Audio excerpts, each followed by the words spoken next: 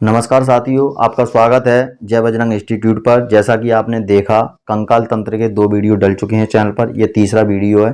फिर भी मैं आपका थोड़ा रिवाइज कराऊंगा, जैसा कि मैं हर वीडियो में कराता हूं। उसके बाद मैं आगे चर्चा करूंगा। तो मैंने आपको बताया था, सबसे पहले पिछले वीडियो में मैंने आपको क्या बताया था कि कंकाल क्या होता है। तो मैंने आपको बताया था कंकाल आपका बोन्स, कार्टिलेज, मसल्स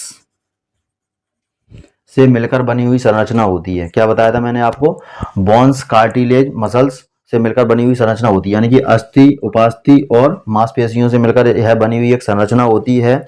और इसमें जो बोन्स होती हैं, यह हमारे शरीर को क्या करती हैं? आकृति प्रदान करती हैं, हमारे ढांचे को प्रदान करती हैं। और इन बोन्स का कार्य क्या होता है? जो हमारे शरीर के अंदर कोमल अंग होते हैं, उनके लिए एक सुरक्षा आवरण तैयार करती है, जैसे कि हृदय और फेफड़ा, जो कि हमारे हड्डियों के, जो हमारी पसलियां होती हैं, उनके अंदर होते हैं। इसके बाद मैंने बात की थी कि बच्चों में अगर बात करें तो 300 से ज़्यादा हड्डियां होती हैं, वहीं एक वयस्क व्यक्ति के शरीर में 206 हड्डियां होती हैं। इसके बाद मैंने बताया था कंकाल की कुछ परतें होती हैं, जैसे कि मैंने आपको बताया था, पहली जो परत थी उसको बताया मैंने एक्टोडर्म कहते हैं, दूसरी परत को मीजोडर्म कहते हैं, और जो सबसे लास्ट वाली परत होती है उसको हम एंडोडर्म कहते हैं।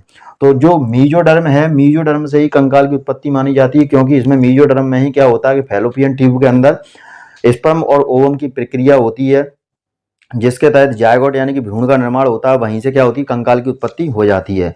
तो कंकाल में हड्डियों के लिए हमने ऑस्टियो शब्द का उपयोग किया है, और वहीं पर इसके अध्ययन के लिए ऑस्टियोलॉजी शब्द का प्रयोग किया जाता है। अगर हम हड्डियों की बात करें तो हड्डियां हमारी कैल्शियम, फास्फोरस और कार्बोनेट से मिलकर बनी होती हैं। जिसमें बात करें, हड्डियों में ओसिन नामक एक प्रोटीन पाया जाता है, जो हड्डियों को मजबूती प्रदान करता है। हड्डियों में कोलेजन नाम का एक पदार्थ भी पाया जाता है। अगर कंकाल की बात करें तो कंकाल 2 प्रकार का होता है, एक आंतरिक कंकाल, एक बाहरी कंकाल।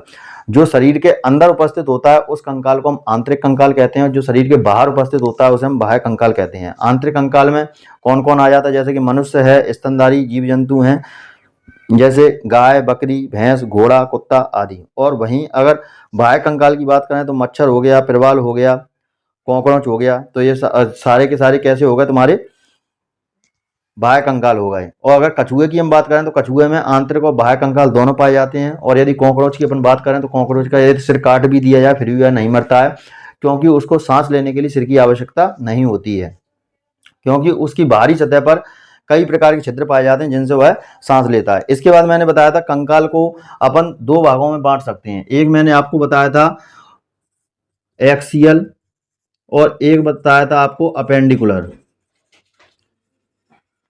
एक्सियल यानी कि अक्षीय, और अपेंडिकुलर यानी कि उपांगीय।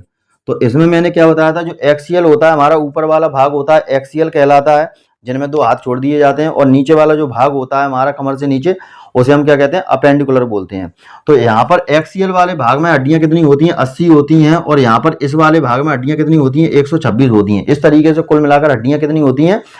206 हड्डियां होती हैं। तो अच्छी वाले भाग में क्या क्या पाया जाता है? तो अच्छी वाले भाग में हम देखते हैं कि हमारी जो खोपड़ी है, इसमें 29 हड्डियां पाई जाती हैं। इसके बाद हमारी जो पसलियां होती हैं, और एक चेस्ट बोन होती है जो बीचा बीच में हमारी होती है, उसे हम क्या बोलते हैं? स्टर्नम बोन या चेस्ट बोन कहते हैं, जिसकी संख्या 1 होती है। इसके बाद हमारी पसलियां होती हैं, और पसलियों की संख्या मैंने आपको कितनी बताई थी? पसलियों की संख्या 12 जोड़ी होती है, यानी कि 24 होती हैं।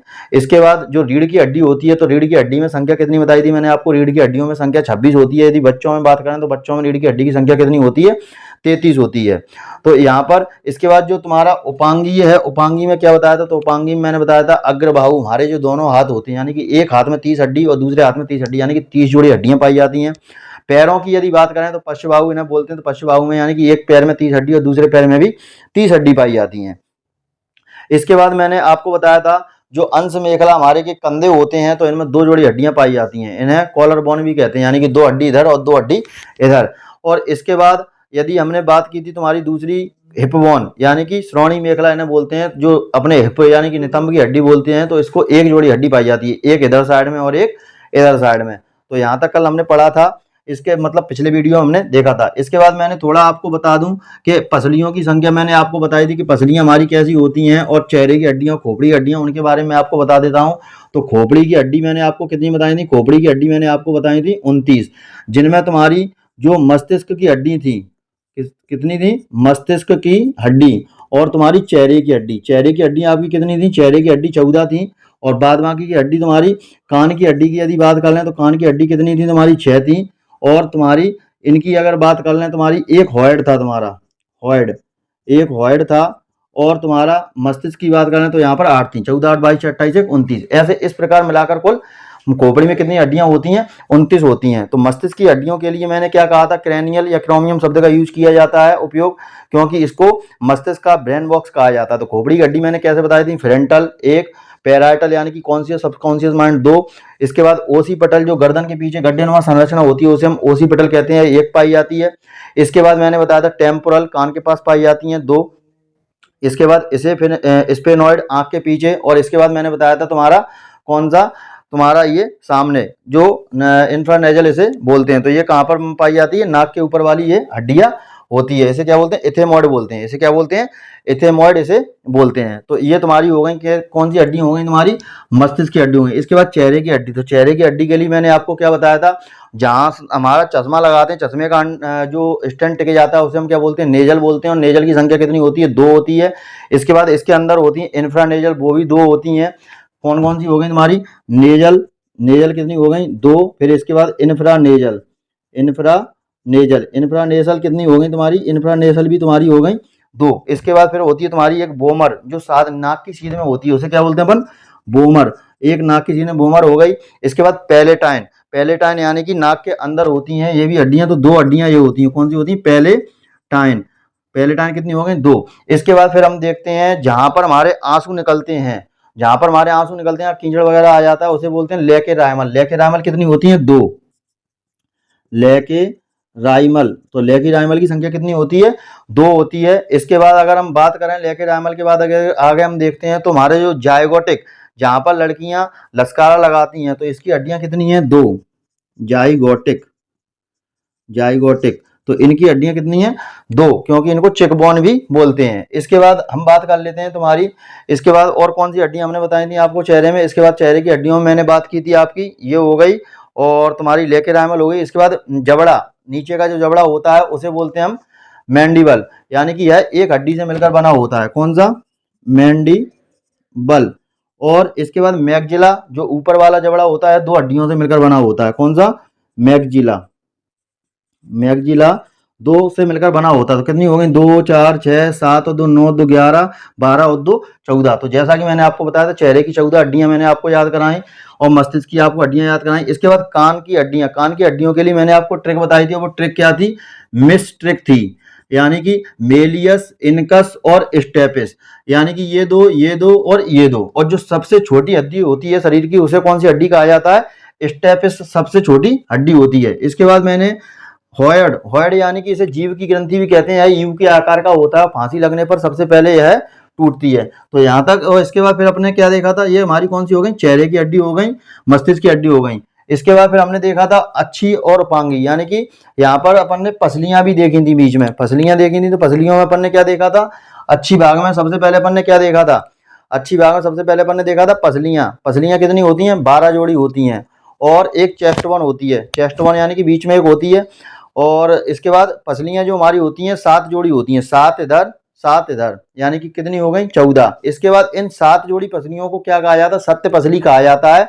इन 7 जोड़ी पसलियों से 8 9 10 3 पसलियां और जुड़ी होती हैं, 3 जोड़ी पसलियां ये और जुड़ी होती हैं जो हमारे किडनी की सुरक्षा करती हैं। इसके बाद फिर मैंने आपको बताया था जो 11 12 नंबर की पसलियां होती हैं हमारी रीढ़ की हड्डी से जुड़ी हुई होती हैं, और ये क्या करती हैं, ये तैरती हुई नजर आती हैं, इसलिए इनको तैरती हुई हड्डियां भी कहा जाता है। इसके बाद मैंने आपको बताया था रीढ़ की हड्डी के बारे में। तो रीढ़ की हड्डी मैंने आपको क्या बताया था कि बच्चों में कितनी होती हैं 33, और वयस्क में कितनी होती हैं 26। और कौन कौन सी होती हैं, तो सर्वाइकल यानी कि 7 हड्डियां होती हैं, थोरेसिक यानी कि 12 होती हैं, लंबर यानी कि 5 होती हैं, सैक्रल वयस्क में 1 होती है, बच्चों में 5 होती है, कॉफिक्स वयस्क में 1 और बच्चों में कितनी होती हैं 4 होती हैं। तो आज हम आगे स्टार्ट क्या करने वाले हैं, आज हम उपांगी कंकाल स्टार्ट करने वाले हैं, यानी कि हाथ की हड्डियों के बारे में आज जानेंगे। तो यहाँ पर ये इस प्रकार का एक हाथ मैंने आपके लिए बनाकर रखा है। तो यहाँ पर हाथ में जो हमारा पूरा हाथ होता है, इस हाथ को अपन क्या बोलते हैं, जो पहली हड्डी होती है इसे बोलते हैं अपन ह्यूमरस। क्या बोलते हैं? ह्यूमरस। इसकी संख्या कितनी होती है? इसकी संख्या होती है हमारी 1। इसके बाद रेडियस। रेडियस यदि आप देखें, अंगूठे को इस तरह से देखें तो अंगूठे के बगल में ये वाली जो हड्डियां होती है नीचे वाली, इसे हम क्या बोलते हैं? तो इस वाली हड्डी को हम बोलते हैं रेडियस हड्डी बोलते हैं। इसके बाद फिर आती है तुम्हारी अल्ना। अल्ना अगर आप देखें कलाई के नीचे छोटा सा जो हाथ की जो दूसरी हड्डी होती है, इसे अपन क्या बोलते हैं? अल्ना बोलते हैं। इसके बाद आता है तुम्हारा, अल्ना की संख्या कितनी होती है? 1। और रेडियस की संख्या कितनी हो गई? 1। ह्यूमरस की संख्या हो गई 1। इसके बाद आती है तुम्हारी मेटाकार्पल हथेली और कलाई कार्पल। तो कार्पल की यदि हम बात करें तो कार्पल की संख्या होती है तुम्हारी 8। और जो मेटाकार्पल यानी कि हथेली होती है, हथेली में हड्डियां कितनी होती हैं तुम्हारी? 5। और जो उंगलियां होती हैं, तो उंगलियों में आप देखेंगे इस तरीके के जैसे अपने ये होते हैं, लाइनें होती हैं। तो इस प्रकार उंगलियों में हड्डियां कितनी होती हैं? 14 हड्डियां होती हैं। कितनी हड्डियां होती हैं? 14। तो उंगली वाली हड्डियों को क्या कहते हैं अपन? फेलेंजेस 14 कहते हैं। जो मैंने आपको समझाया वही पॉइंट मैंने यहाँ पर नोट किए हैं। जैसे कि अग्रबाहु यानी कि हाथ की हड्डी, तो एक हाथ में कितनी हड्डी बताई मैंने? 30 हड्डी। तो दोनों हाथ में कितनी हो गई? 60 हड्डियां हो गई। इसके बाद ह्यूमरस यानी कि ऊपरी हाथ, एक हड्डी, जैसा कि मैंने अभी आपको बताया। रेडियस निचला हाथ अंगूठे की तरफ, अल्ना से छोटी, जैसा कि मैंने आपको बताया। इसके बाद अल्ना निचले हाथ से रेडियस से बड़ी हड्डी होती है। कार्पल यानी कि 8 हड्डियां होती हैं कलाई में। और मेटाकार्पल हथेली में कितनी होती हैं? 5 हड्डियां होती हैं। इसके बाद फेलेंजेस उंगलियों में कितनी हड्डियां होती हैं? 14 हड्डियां होती हैं। इस प्रकार टोटल हड्डियों की बात करें तो कितनी हड्डियां हो गई? 30 हड्डियां हो गई। तो आप इसको नोट कीजिए। फिर हम बताते हैं पश्चबाहु पैर की हड्डियों के बारे में। अब देखिए, अब देखते हैं हम पश्चबाहु यानी कि पैर की हड्डियों के बारे में देखते हैं। तो पैर की हड्डियों में जैसा कि मैंने आपको बताया था, जिस प्रकार एक हाथ में 30 हड्डियां होती हैं, उसी प्रकार एक पैर में भी 30 हड्डियां होती हैं। यानी कि दोनों पैरों में कितनी हो गई? 60 हड्डियां हो गई।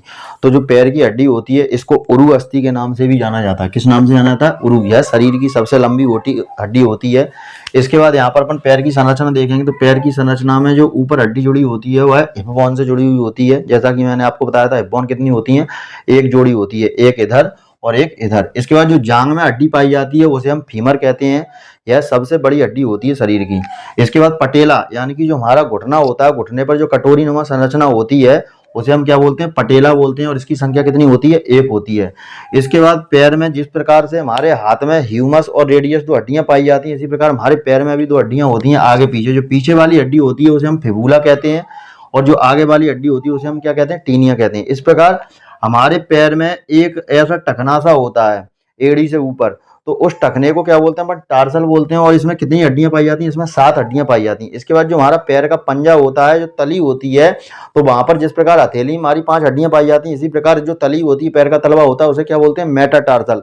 उसमें कितनी हड्डियां पाई जाती हैं? उसमें हड्डियां पाई जाती हैं हमारी 5। इसके बाद जो हमारी उंगलियां होती हैं, जैसा कि हाथ की उंगलियों को फेलेंजेस बोलते हैं, तो पैर की उंगलियों को भी फेलेंजेस बोलते हैं। तो जिस प्रकार हाथ की उंगलियों में 14 हड्डी होती हैं, उस प्रकार हाथ की जो पैर की हड्डियों में भी कितनी उंगलियां होती हैं? 14 हड्डियां होती हैं। तो इस तरीके से हमने देखा उपांगी कंगाल में अग्रबाहु और पश्चबाहु दोनों हड्डियों को हमने अच्छी तरीके से देख लिया। वही यहाँ पर मैंने नोट डाउन किया। देखिए, अन्य नाम उरु शरीर की सबसे लंबी, फीमर एक जांग में पाई जाने वाली, पटेला एक घुटने के कैप बनाती है, टीनिया एक निचले पैर में फिबुला से बड़ी होती है, टार्सल 7 टखना में पाई जाती है, मेटाटार्सल 5 तलवे में पाई जाती है, और फेरेंजेस 14 उंगलियों में पाई जाती है, फिबुला निचले पैर में पीछे की ओर पाई जाती है। तो उम्मीद करता हूं आपको ये कंकाल तंत्र का वीडियो का ये तीसरा भाग आपको अच्छे से समझ में आया होगा। मिलते हैं अगले वीडियो में, तब तक के लिए जय हिंद, जय भारत।